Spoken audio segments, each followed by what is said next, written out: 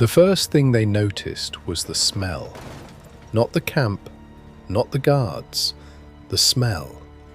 Wet pine drifting through the cold air, wood smoke curling somewhere beyond the hills.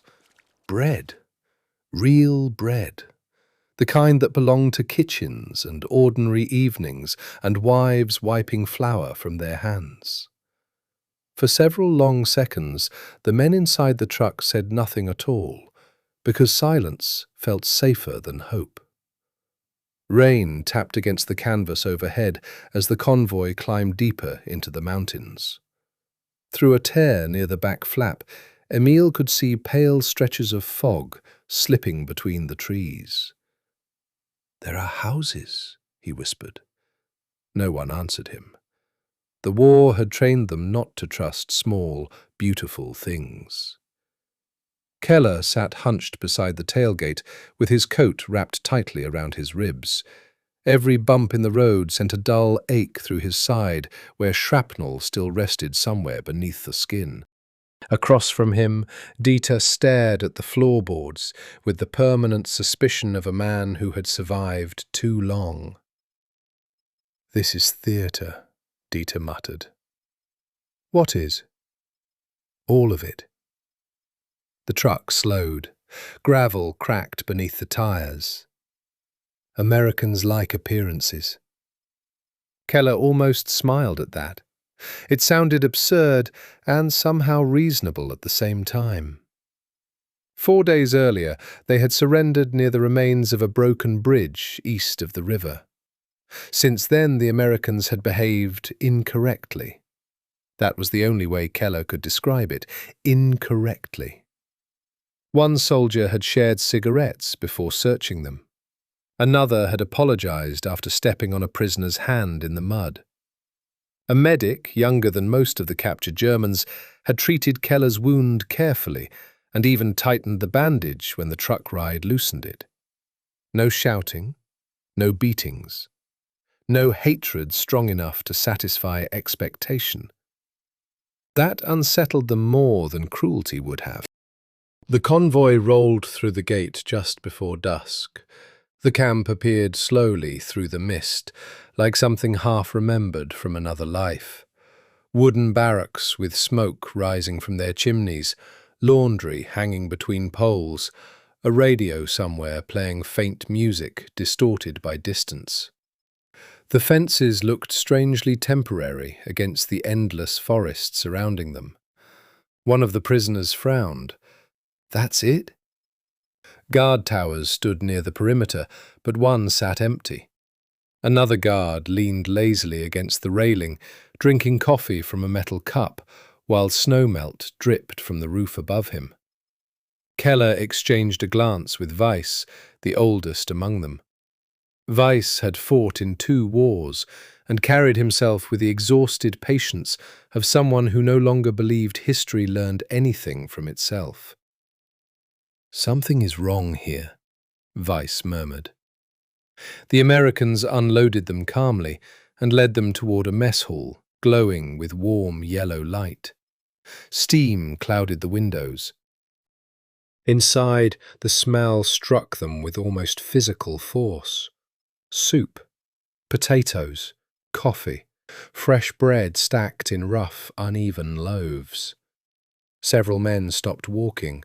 An American cook looked up from behind the counter. "What?" he asked in broken German. "You think it's poison?" A few prisoners laughed quietly despite themselves, not because it was funny, because hunger had pushed them beyond normal reactions. Keller took the bowl with both hands.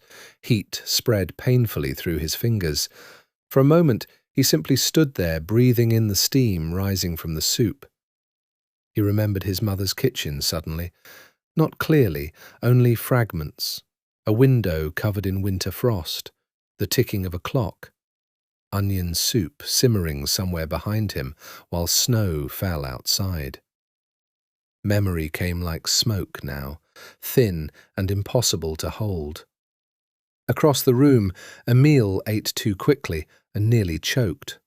"Slow down," Weiss warned softly. The boy nodded without looking up. Outside, evening settled over the camp in long blue shadows. Snow still clung to the distant tree line higher in the mountains, glowing faintly beneath the moonlight. For the first time in months, Keller slept indoors, without artillery in the distance. That frightened him more than the shelling ever had, because silence, after enough chaos, could feel unnatural. The next morning began with confusion. No one shouted them awake, no whistles, no barking orders. A bell rang somewhere outside, soft and almost polite. The prisoners dressed slowly in the cold barracks, while pale morning light spilled through the windows. Frost clung to the corners of the glass. Dieter looked genuinely irritated. "I don't understand these people," he muttered. An American guard passed through the doorway, carrying a crate of firewood. "Morning," he said casually. No one replied. The guard hesitated awkwardly before setting the wood beside the stove. "You boys cold?" The question hung in the room unanswered. Eventually Weiss nodded once. The guard added more wood to the fire before leaving. They watched him go in silence. Later that afternoon came the moment none of them would forget. It happened so casually that several prisoners assumed they had misunderstood the translation.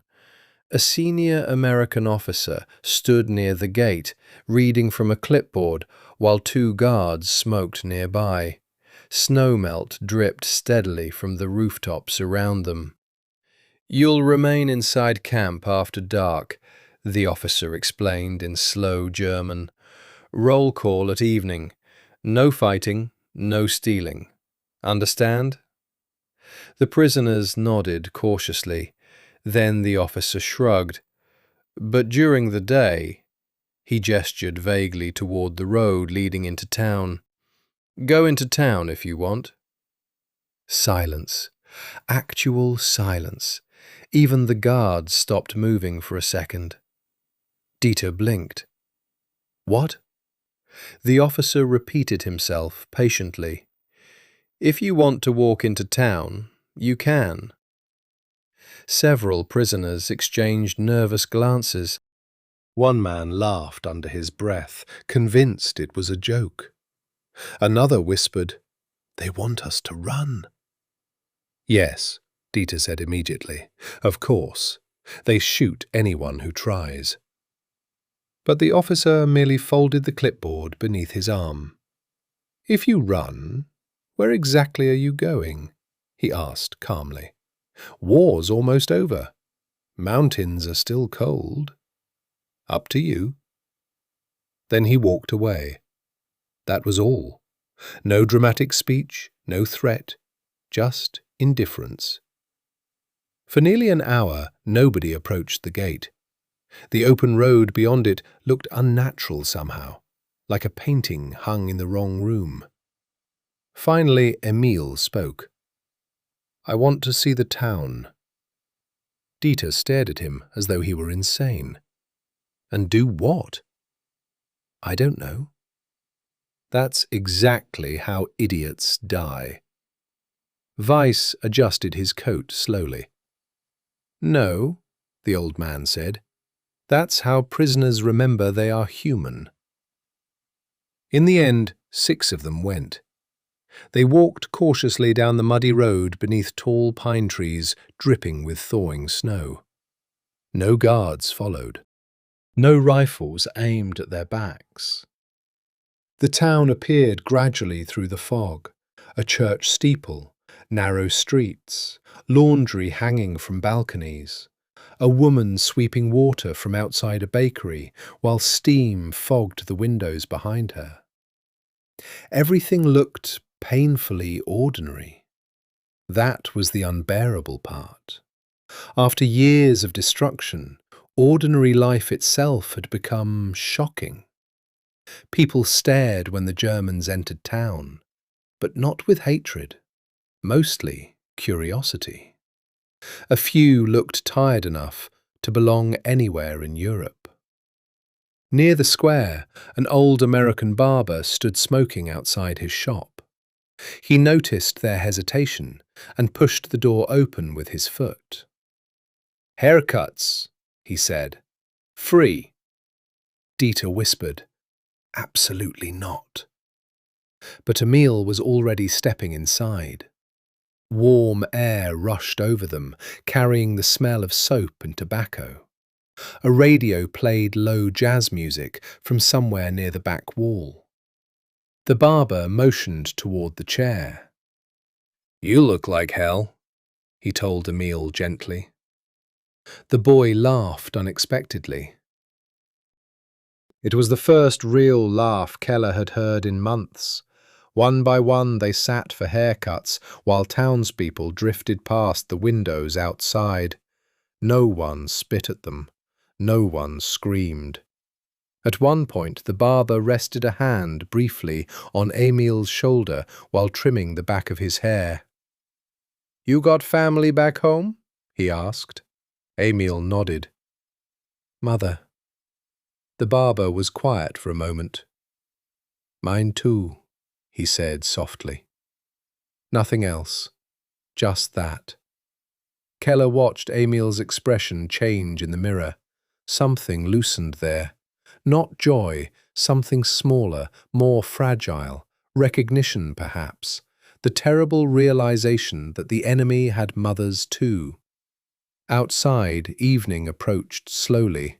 Street lamps flickered alive one by one through the falling mist. The men walked back toward camp, carrying paper bags filled with bread and cigarettes, given to them by strangers they had expected to hate them forever. Dieter remained silent most of the walk. Finally, he spoke without looking at anyone. "I don't understand why they're doing this." Weiss breathed steam into the cold air before answering. "Maybe because the war is ending." "No," Dieter said quietly. "That's not enough." Nobody argued with him, because he was right. Wars do not end cleanly inside people simply because governments surrender. Hatred usually survives longer than uniforms do. That night, Keller stood alone outside the barracks while snow began falling lightly through the dark. Beyond the fence, the forest stretched endlessly beneath the moonlight, silent except for distant water moving somewhere unseen among the trees.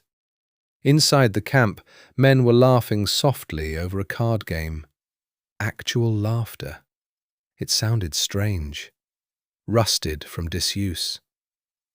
Keller remembered the open gate, the barber shop, the warmth of the soup bowl in his hands. Tiny things, almost meaningless on paper. Yet somehow those were the moments that remained. Not the explosions, not the speeches.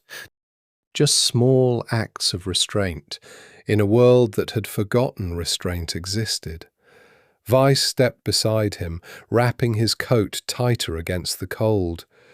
"You know what frightens men most?" the old soldier asked quietly. Keller shook his head.